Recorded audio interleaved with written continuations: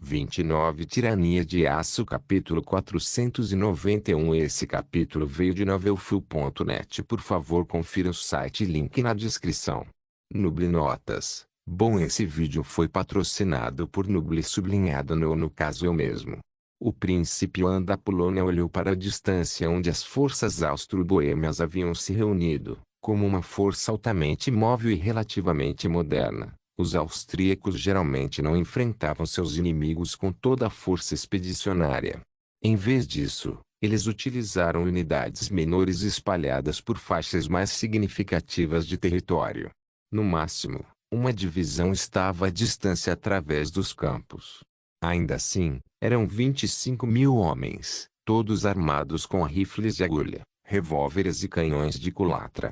Uma força tão bem equipada desse tamanho era em si totalmente capaz de aniquilar qualquer exército que encontrasse. Imediatamente o príncipe polonês fez o sinal da cruz e começou a recitar suas orações. Hoje era o dia de sua morte, e ele sabia disso. No entanto, as ordens de seu pai eram absolutas e sua honra como católico estava em jogo. Assim, ele abaixou a viseira de seu bacinete e tirou a espada da bainha enquanto ousadamente dava ordens para atacar seu séquito de cavaleiros fortemente blindados. Cobrar. Ao dar este decreto, o jovem príncipe quebrou as rédeas de seu corcel, enviando o poderoso cavalo de batalha colina abaixo em direção ao inimigo.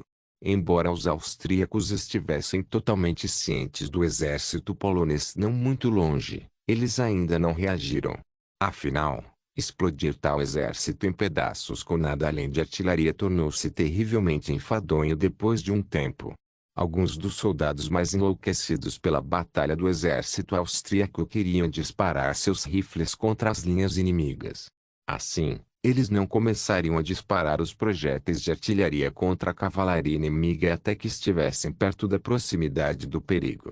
Em vez disso, enquanto o exército de 10.000 cavaleiros descia da encosta da montanha, a infantaria austríaca reagia calmamente enquanto fixava suas baionetas e carregava seus cartuchos de papel nas câmaras de seus rifles. 10 pés se transformaram em 100 pés, 100 pés se transformaram em 1.000, e ainda assim a cavalaria continuou a atacar, com uma quantidade suficiente de infantaria correndo atrás deles. Se eles não pudessem fechar a lacuna a tempo, eles seriam de fato erradicados. Sua única esperança era ultrapassar a marca de 600 jardas para garantir que estivessem além do ponto em que os austríacos pudessem disparar sua artilharia com segurança.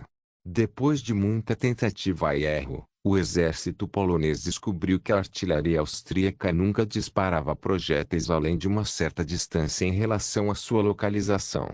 Assim, eles planejaram as cargas rápidas de cavalaria para fechar os espaços antes que o exército pudesse ser obliterado. Infelizmente, eles estavam caminhando direto para uma linha de tiro de rifle de agulha, mas, novamente, eles não estavam muito cientes de quão rapidamente os austríacos podiam recarregar suas armas depois de disparar um tiro. O suor começou a escorrer pela testa de João quando ele começou a diminuir a distância. Mas ele não conseguia enxugá-lo, pois seu capacete ainda cobria todo o rosto. Assim, ele foi forçado a resistir enquanto se aproximava cada vez mais das linhas austríacas. Claro, uma vez que ele alcançou a marca de 800 jardas, o estrondo dos projéteis de artilharia disparando em seu local começou a ecoar no ar. O primeiro projétil atingiu menos de 75 metros atrás dele. Ao fazê-lo, explodiu homens e cavalos em pedaços. Ele tolamente olhou para trás para ver o dano causado. Ao fazê-lo, sentiu uma vontade intensa de vomitar. Ele forçou a cabeça para frente e ergueu a espada no ar para evitar isso, gritando as palavras em sua língua nativa.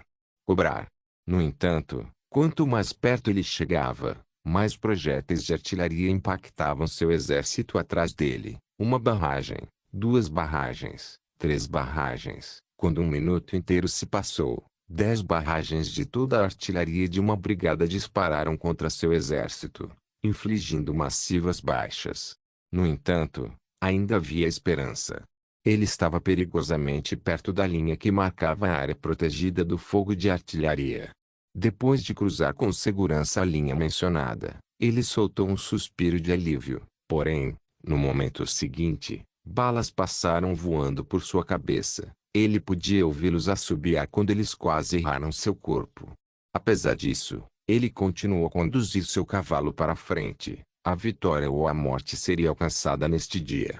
Os soldados austríacos continuaram a disparar seus rifles de agulha contra a cavalaria que avançava, abatendo homens e cavalos. Guerreiros vestidos de ferro caíram no chão, esmagados por suas montarias ou já sem vida no momento em que atingiram o chão. No entanto, Yuan estava mais determinado do que nunca a alcançar as linhas inimigas. Quando finalmente estava a cerca de 30 metros do inimigo, sentiu uma dor lancinante no abdômen. Quando ele olhou para baixo, notou que o sangue havia começado a escorrer de sua armadura. Ele havia sido atingido. Como ele continuou a sangrar, a força começou a desaparecer de seu corpo, mas ele ainda conseguiu avançar com seu cavalo. Se ele pudesse chegar à formação inimiga, talvez pudesse reivindicar a vida de pelo menos um dos inimigos. No entanto, quando ele estava a cerca de 5 metros de seu alvo, outra rajada foi disparada do fuzileiro austríaco. Desta vez, 3 balas entraram em seu torso e outras 5 tiraram a vida de seu cavalo. O corcel sem vida caiu no chão, jogando o jovem príncipe de costas. Evidentemente, uma bala atingiu sua coluna porque ele não conseguia mais sentir o uso de suas pernas. Em vez disso, quando a poeira baixou, ele notou seu corcel morto, a menos de 1 metro de distância dele. Amarrado à sela estava o coelho de pelúcia que sua irmãzinha lhe dera. Ao olhar em volta e testemunhar o tiroteio austríaco despedaçando seu exército, o único pensamento em sua mente era proteger o coelho de pelúcia chamado Caquiper. Com isso em mente, ele lutou, usando toda a força que restava em seus braços, para arrastar seu corpo quebrado para frente em direção a seu agora falecido corcel. A cada movimento, ele sentia a vida desaparecer de seu corpo, até que finalmente alcançou a cela, onde rapidamente puxou sua adaga para cortar o coelho de pelúcia. Depois de fazer isso, ele o apertou contra o peito sangrento, onde começou a lutar para respirar. O coelho branco de pelúcia ficou manchado com seu sangue enquanto o jovem príncipe da Polônia perdia lentamente a consciência. O pensamento final em sua mente foi o arrependimento que sentiu por não ser capaz de cumprir sua promessa para sua querida irmãzinha. Depois de refletir sobre isso, a vida desapareceu dos olhos de Yuan quando Ricardo observou esse comportamento curioso. Ele fez o seu caminho através das fileiras de seus soldados antes de olhar para o príncipe morto e o agora coelho carmesim em suas mãos. O veterano marechal de campo imediatamente se abaixou e puxou o capacete da cabeça do príncipe para revelar seu belo rosto e a expressão perturbada que havia nele.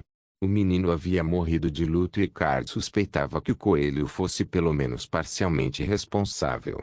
Com isso em mente, ele arrancou o brinquedo das mãos frias e mortas do príncipe e começou a inspecioná-lo.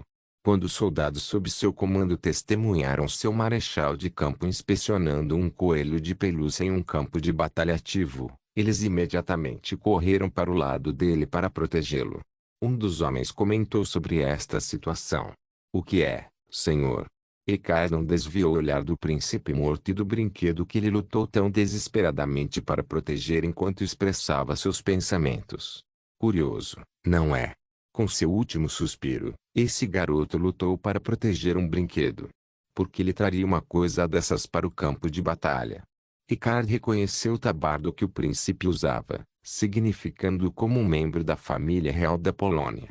Com isso em mente, uma expressão amarga apareceu em seus lábios quando ele agarrou o brinquedo e enfiou em sua bolsa. Depois de fazer isso, ele olhou para longe em direção a Varsóvia antes de fazer um comentário final.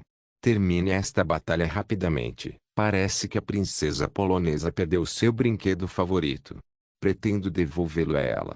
Os soldados austríacos imediatamente saudaram seu marechal de campo ao ouvir isso antes de voltar para a linha de frente.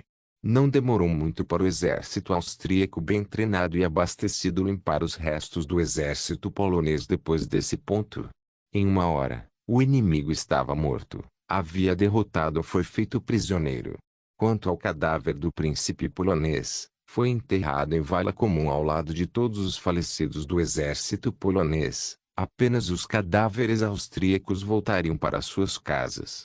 Para os inimigos da Áustria, eles não tinham tal luxo. Terminada a batalha, Eckart mudou seu alvo para Varsóvia, onde o restante da família real polonesa estava escondido, longe das consequências de suas ações. Ao testemunhar o espetáculo da morte do príncipe, Eckart estava convencido agora mais do que nunca que ele precisaria falar pessoalmente com o rei polonês sobre suas escolhas na vida. Tirania de Aço capítulo 492. Dentro de um castelo mal iluminado estava sentado um homem baixo, mas corpulento. Este homem tinha uma longa barba castanha penteada com perfeição, seu cabelo estava igualmente longo e liso. O homem baixo estava vestido com trajes que seriam luxuosos para seu reino, mas quando comparado com a riqueza de seus vizinhos, do outro lado do Canal da Mancha era mais adequado ser usado por um mendigo do que por um rei. Os estandartes da casa de Lancaster foram orgulhosamente exibidos atrás de seu trono e, apesar disso, pareciam estar em um estado bastante desleixado. Parece que o pai Tempo não foi o mais generoso dos benfeitores da Casa Real da Inglaterra. Apesar da falta de riqueza, uma coisa permaneceu certa. O rei Laurence da Casa de Lancaster era um inimigo poderoso, alguém que fez seus colegas franceses sangrarem muito na última década, desde que assumiu o manto de rei da Inglaterra. No momento, duas criadas estavam sentadas em seu colo enquanto ele bebia de uma enorme taça que parecia ser feita de estanho. Em relevo neste copo estavam representações das lendas arturianas.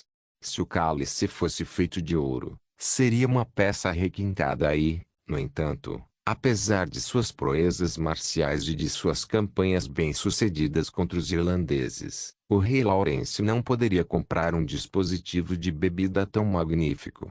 Apesar de seus primeiros avanços na França e dos ducados rebeldes jurando lealdade a ele somente a ele, ele não estava exatamente de bom humor. Afinal, os franceses haviam empregado recentemente armas de fogo em número significativo, algo que ele não esperava que ocorresse após o sucesso de sua trama covarde.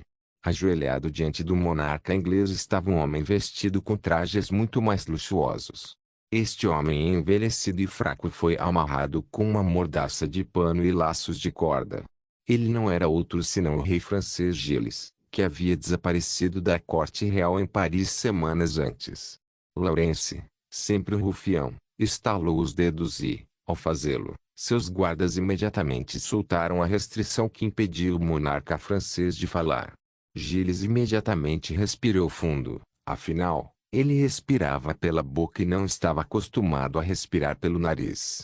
Depois de recuperar o fôlego, Gilles imediatamente lançou maldições sobre seu rival do outro lado do Canal da Mancha. Laurence, seu bastardo. Você me sequestrou da minha casa. O que você planeja fazer comigo, exatamente? O rei inglês imediatamente começou a cair na gargalhada ao se levantar abruptamente de seu assento. Ao fazê-lo, jogando as duas servas de lado, com sua taça de estanho na mão, ele se aproximou de seu inimigo principal e deu-lhe um tapa no rosto com as costas da mão. Depois de fazer isso, ele agarrou um longo cabelo grisalho de Gilles antes de pressionar a cabeça no chão de pedra fria. Inicialmente, eu tinha planejado executar você e dominar seu filho patético com minhas forças. No entanto, antes de fazer isso, estou curioso. Assim que você desaparecer e seu herdeiro assumir o controle, milhares de armas de fogo foram disparadas para o campo de batalha. Embora seus soldados não sejam exatamente os homens mais treinados e capazes, essas armas provaram ser um grande impedimento para meus exércitos. Isso me deixa pensando se você tinha essas armas escondidas. Por que você se recusou a usá-las? Gilles imediatamente cuspiu no chão à sua frente antes de castigar o rei inglês. Oh, aquele bastardo tolo! Eu sabia que deveria tê-lo criado melhor. Quero que você saiba, o reino da Áustria forneceu essas armas. No entanto, eu me recusei a usar suas armas vis no campo de batalha. Afinal, que idiota venderia sua alma para aquele diabo? Era evidente que Gilles se referia a Berengário quando usava tal terminologia. No entanto, isso apenas intrigou Laurence ainda mais. Afinal, Ele ainda não havia revelado sua arma secreta. Depois de ouvir informações tão valiosas, ele liberou seu homólogo francês e o deixou lutando com suas amarras. Em uma gargalhada louca, Laurence concluiu sobre o estado da guerra em andamento com a França. Quando Gilles olhou para ele como se estivesse louco, o rei inglês imediatamente assobiou. Ao fazê-lo, vários caixotes foram trazidos onde o conteúdo foi exposto para o rei francês ver. Várias centenas de armas de fogo caíram das caixas e no chão, o que surpreendeu Gilles. Embora essas armas de fogo não tivessem as marcas de prova do arsenal de Kufstein como as entregues na França, não havia dúvida de que foram fabricadas no Reino do Sul da Alemanha. Ao ver a confusão de Gilles, Laurence explicou o que havia ocorrido ao rei francês como se ele tivesse descoberto uma grande conspiração. Há algum tempo, fui abordado por homens que se identificaram como embaixadores da União Ibérica, assim como os duques da Borgonha e da Aquitânia. Eles nos deram essas armas de fogo e estavam dispostos a vender mais para supostamente financiar sua guerra contra a Aliança Austro-Granada. Naturalmente, aceitei e comprei muitas dessas armas para minhas tropas. Até agora, tenho garantido que meus soldados sejam devidamente treinados nessas armas antes de enviá-los para o campo de batalha. Ao contrário de você, prefiro que meus soldados tenham um grau de disciplina apropriado para um exército adequado. Curiosamente, mesmo após o colapso da União Ibérica, os mesmos homens se aproximaram de mim mais uma vez com a intenção de vender. A essa altura, eles afirmavam ser representantes do Reino de Aragão. Assim, continuei comprando as armas. Nunca pensei até este momento que, durante todo o tempo em que estava comprando essas armas, o verdadeiro mentor por trás de sua entrega era o rei Berengar von Kufstein e sua máquina de guerra austríaca. Diga-me, Gilles, qual é o objetivo dele se aquele louco armar todos os lados deste conflito? Para ganhar o máximo de dinheiro possível conosco. Grande chance. Ninguém no mundo ocidental é mais rico do que o rei da Áustria. Então que outro propósito ele poderia ter ao nos armar com armas mais eficientes? Quais são exatamente os planos da Áustria para a França? Quando apresentado essas evidências, Gilles lutou para compreender a trama de Berengar. Como seu rival Laurence, ele presumiu erroneamente que Berengar estava de olho na conquista do reino francês. Pois como eles poderiam perceber que Berengário mantinha uma vingança contra seu país com base nas queixas sofridas por seus ancestrais em outro mundo? Ao ver Gilles chegar a uma conclusão semelhante, Laurence riu novamente enquanto desembainhava a espada do cinto. Depois de fazer isso, ele o ergueu acima do pescoço de Gilles enquanto provocava o homem. Console-se com o fato de que impedirei a conquista da França por Berengar em seu lugar.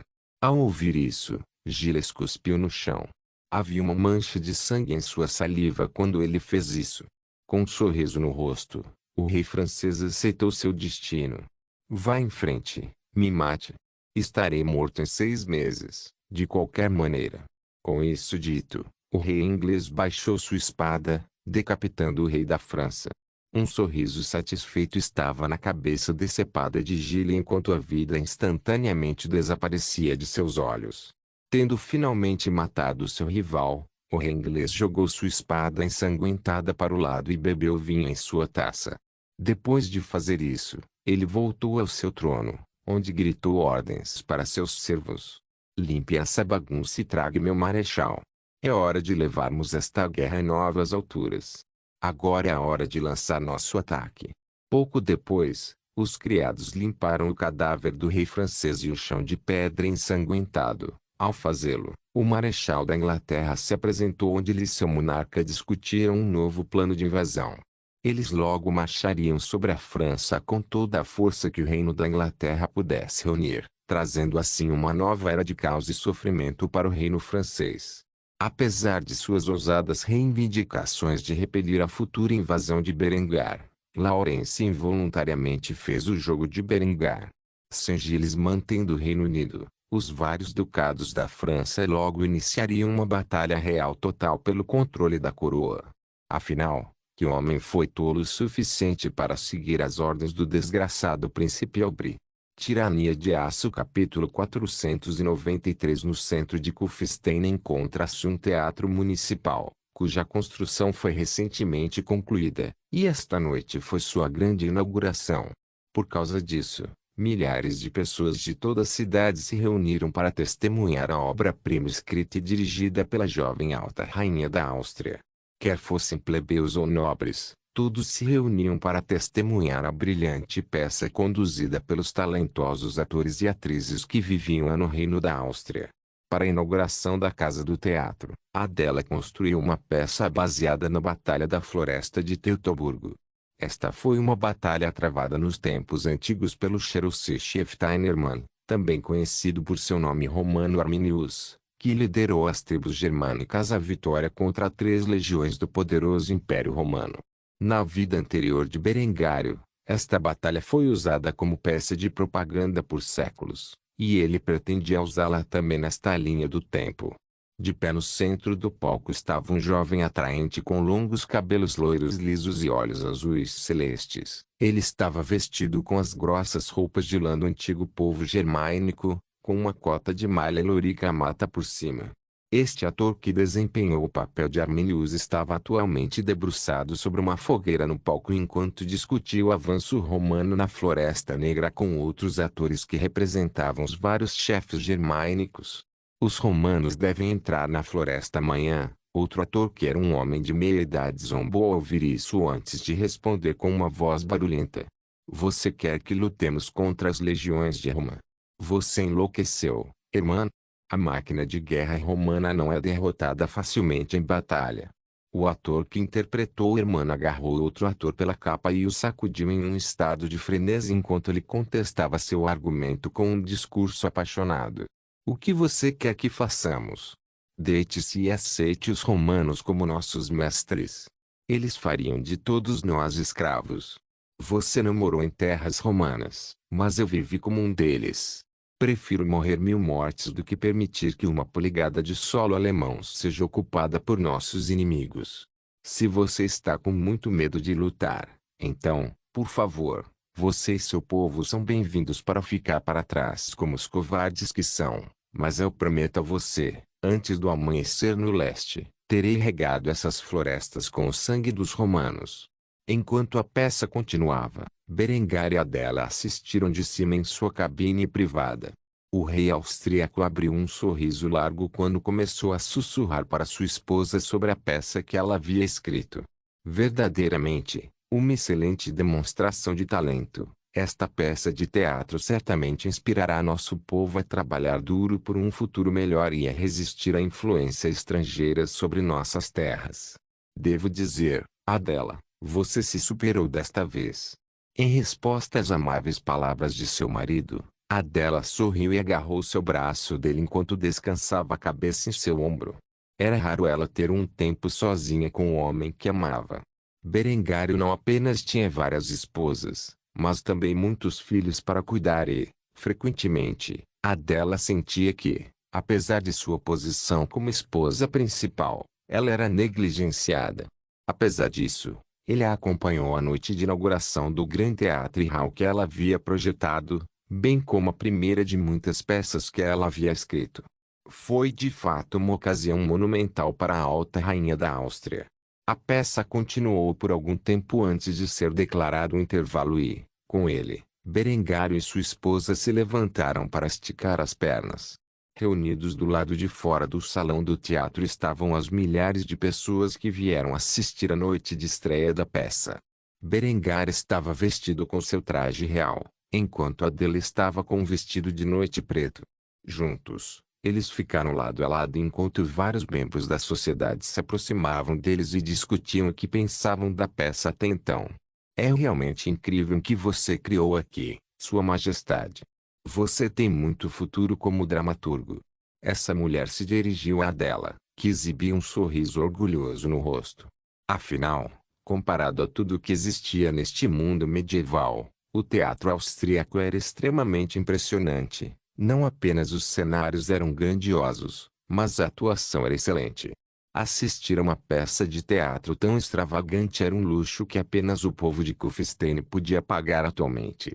No entanto, Adela planejava abrir salas de teatro em todo o reino, entre outras instituições, para aprimorar ainda mais a cultura austríaca.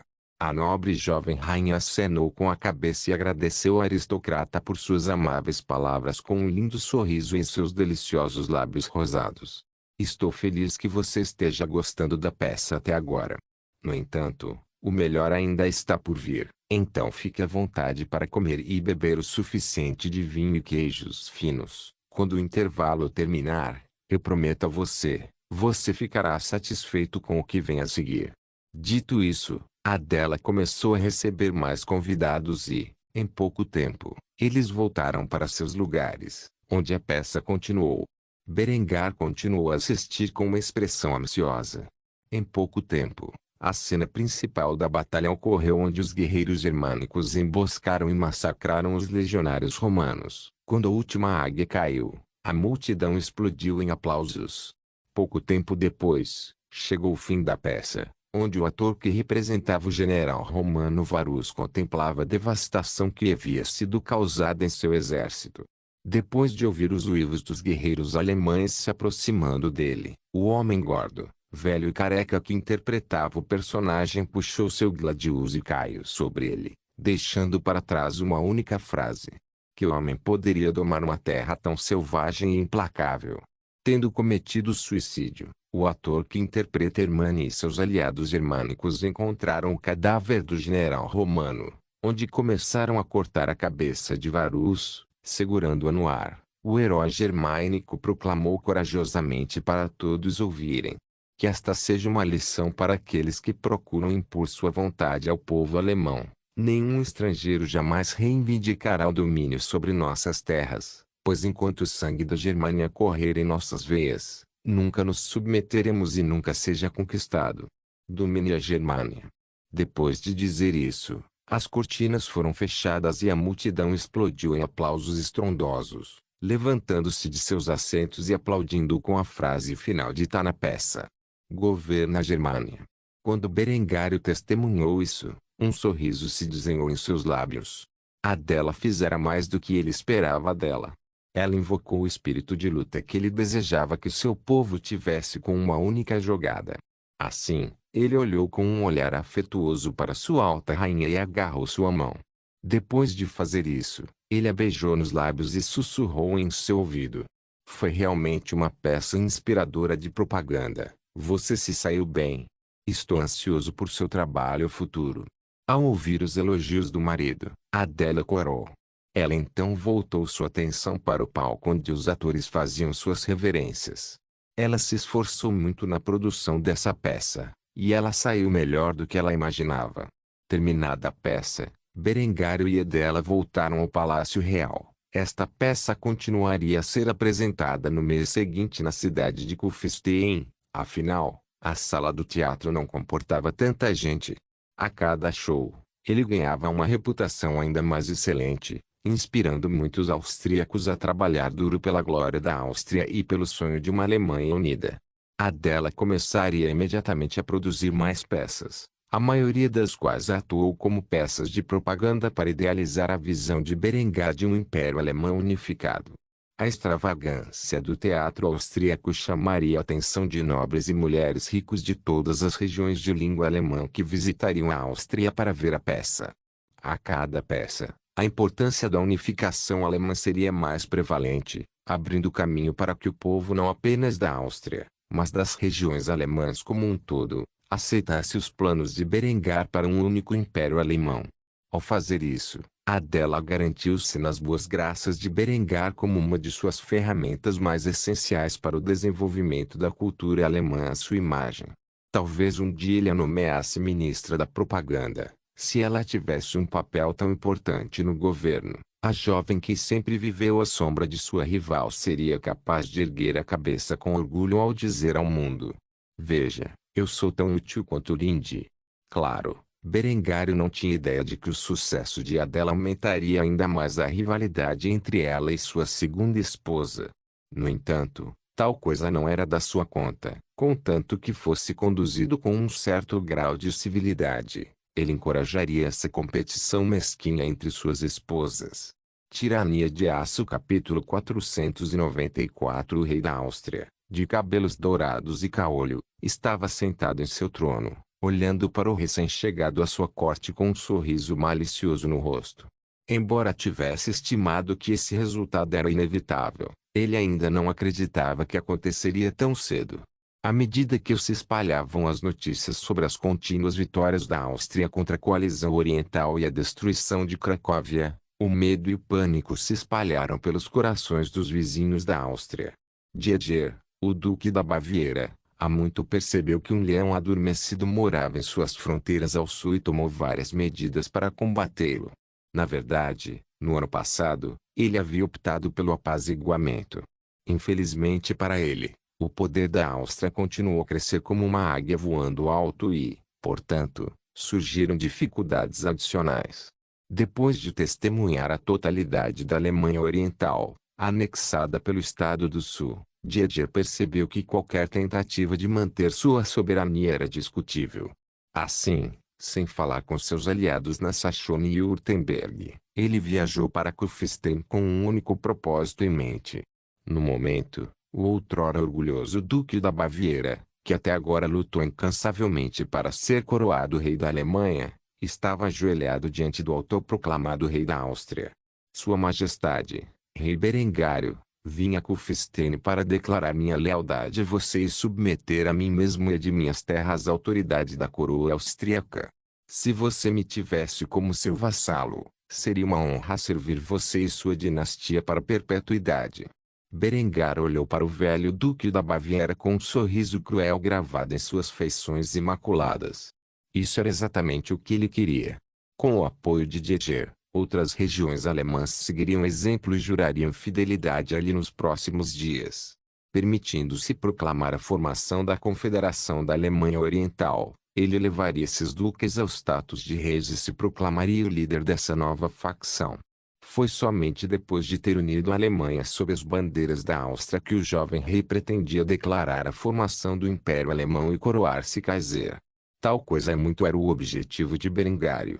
Dieter desempenhou um papel fundamental nessa visão e, portanto, Berengário ficou mais do que feliz em aceitar o homem que outrora fora um inimigo ferrenho a seu serviço. Dieter, eu aceito sua vassalagem e declaro a anexação do Ducado da Baviera ao Reino da Áustria. Você e sua dinastia podem presidir a terra de seus ancestrais, como fizeram por séculos. No entanto, as leis da Áustria doravante aplicam-se à Baviera e a todo o seu povo. Um suspiro de alívio escapou dos lábios de Dieter ao ouvir a misericórdia que o jovem rei da Áustria lhe dera. Depois de fazer isso, ele acenou com a cabeça 3 vezes antes de responder a Berengar. Obrigado, Majestade. Prometo ser um servo filial da coroa austríaca até o dia da minha morte. Ao ouvir isso, Berengário sorriu e acenou com a cabeça. Ele então se levantou de seu trono e se aproximou do Duque da Baviera, onde colocou a mão em seu ombro. Certifique-se de que você faz. Venha, vamos festejar e desfrutar da união de nossos 2 reinos. Depois de dizer isso, Berengário partiu da sala do trono com o Duque da Baviera em sua perseguição. Por fim, eles chegaram à sala de jantar, onde Berengar instruiu um criado a trazer sua família para comer.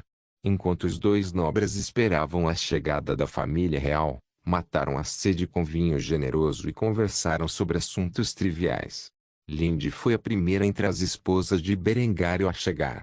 Ela estava segurando sua filha mais nova, Isla, contra o peito, enquanto Hans e Helga seguiam ao lado. A jovem ruiva peituda sentou seus filhos primeiro, antes de tomar seu lugar ao lado de Berengar à sua esquerda. Berengar imediatamente apresentou sua segunda esposa a seu convidado, Dieter, que olhou maravilhado para a beleza da jovem mãe. Esta é minha segunda esposa, a rainha Linde von Kufstein. Ela é filha do falecido conde de Innsbruck-Lothar von Habsburg e o amor da minha vida. Linde imediatamente sorriu graciosamente para o Duque da Baviera e se apresentou. É um prazer finalmente conhecê-lo, Dieter. Fico feliz em saber que sua visita à Áustria desta vez é por motivos mais pacíficos. Naturalmente, como diretor da inteligência real austríaca, Linde estava ciente do propósito de Dieter em visitar Kufstein no momento em que partiu de Munique. Dieter permaneceu em silêncio e com uma expressão apaixonada desde o momento em que pôs os olhos em Linde pela primeira vez. Por fim, ele não pôde deixar de elogiar a aparência dela. Ouvi dizer que havia 3 belezas celestiais da Áustria, e devo dizer que você é muito mais bonita do que a filha do falecido Duque Wilmar von Habsburg, Agnes, que dizem ser a principal entre elas. Se eu soubesse que uma mulher tão angelical existisse na Áustria, eu teria reivindicado você em vez dela como a noiva do meu filho mais velho. Em resposta a essa afirmação, Linde riu de uma forma bastante sádica. Ao fazer isso, ela respondeu de uma maneira que o Duque não esperava. Duvido muito que, quando você eliminou a linha principal dos Habsburgos, eu já tivesse dedicado minha vida a Berengário, e ele nunca permitiria que você me tirasse dele. Um homem do seu calibre teria morrido tentando. Embora isso fosse um insulto direto ao prestígio de Dieter, que o feriu muito, ele sabia que não devia invocar a ira do rei Berengário, especialmente depois de ter acabado de jurar subserviência a ele e à sua dinastia. Berengar simplesmente recostou-se e bebeu seu vinho enquanto sua esposa lançava sua língua venenosa para seu mais novo vassalo. Em pouco tempo, Adela chegou com seus filhos a Tiracolo. Ela contemplou a cena estranha com um olhar curioso antes de se apresentar ao convidado de seu marido. Eu sou a Alta Rainha, Adela von Kufstein.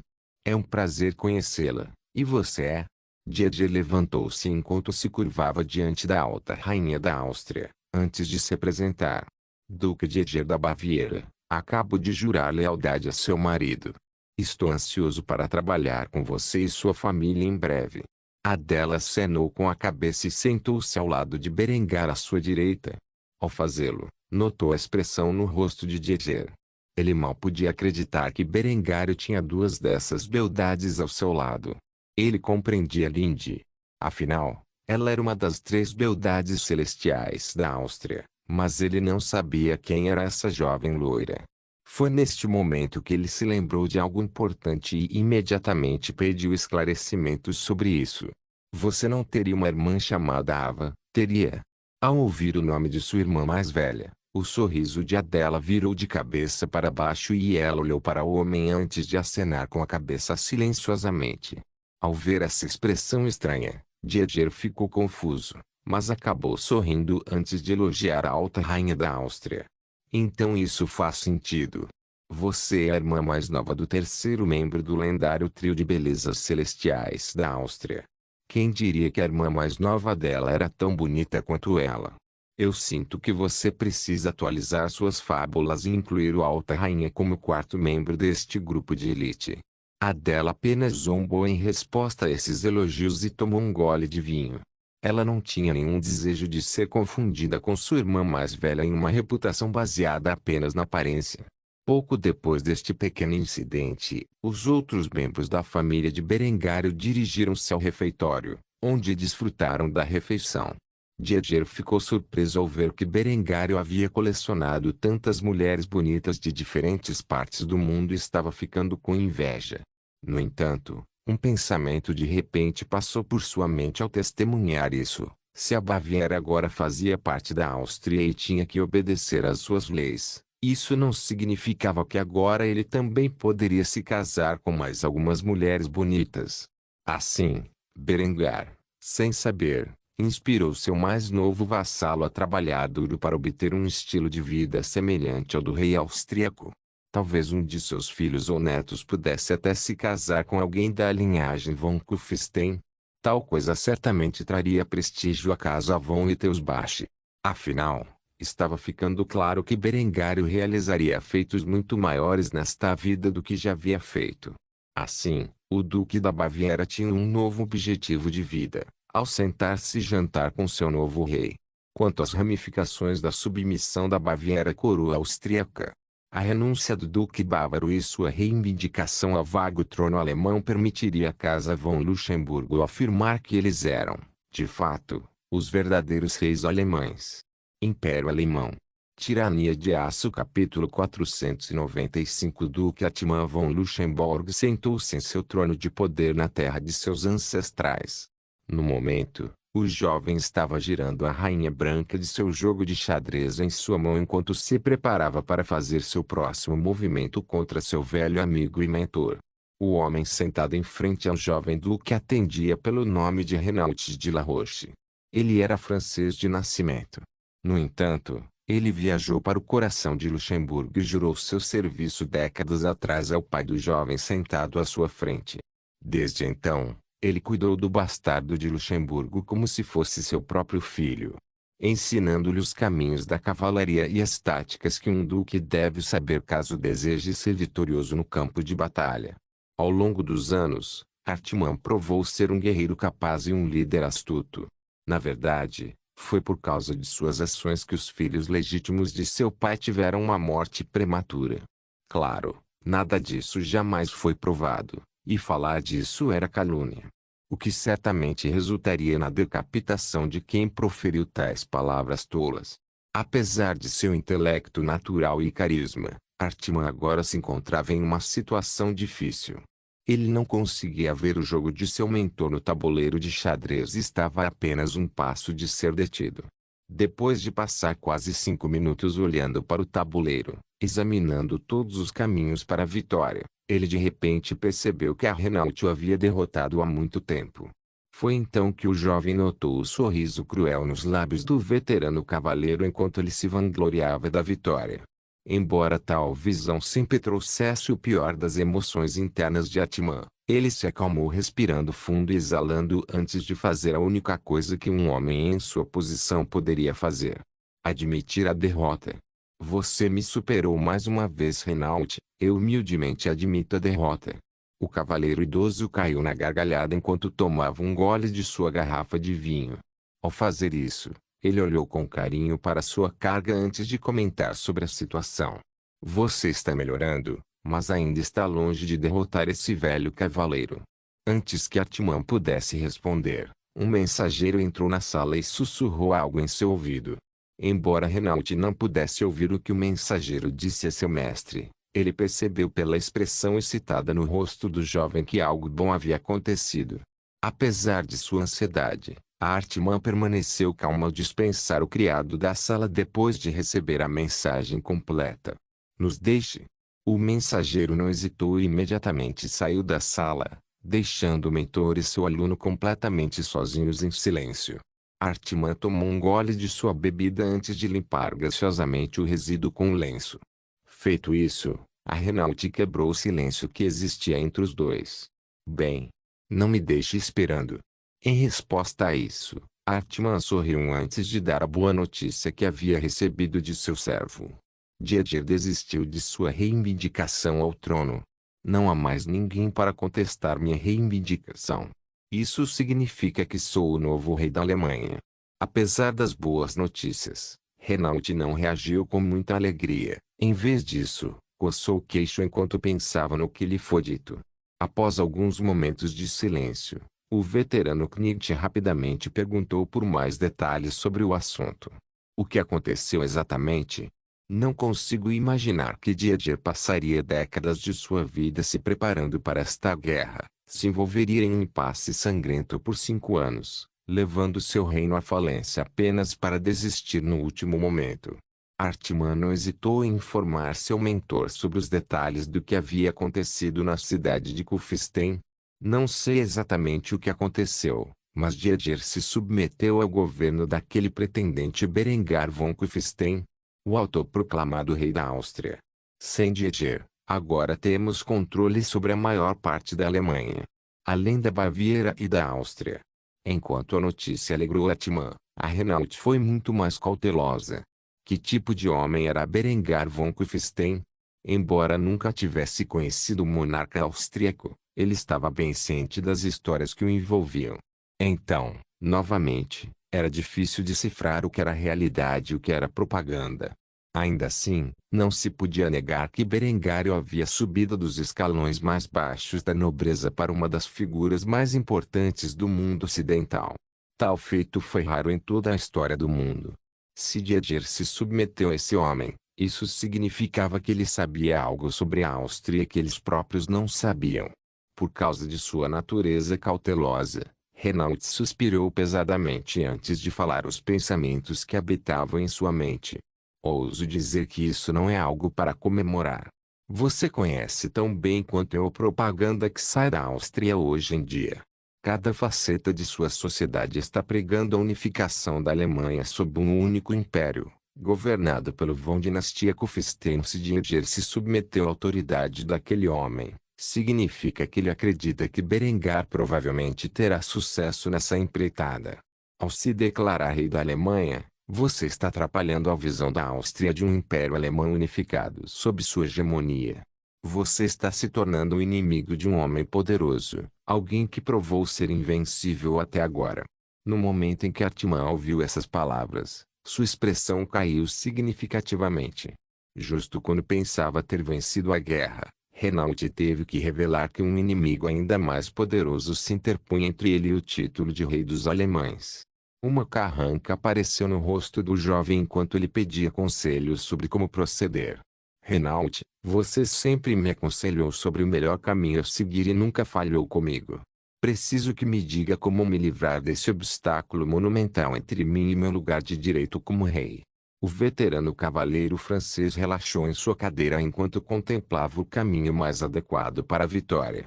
Após vários minutos de pensamento silencioso, ele finalmente revelou o plano que havia planejado. Só um tolo enfrentaria a Áustria em uma batalha aberta.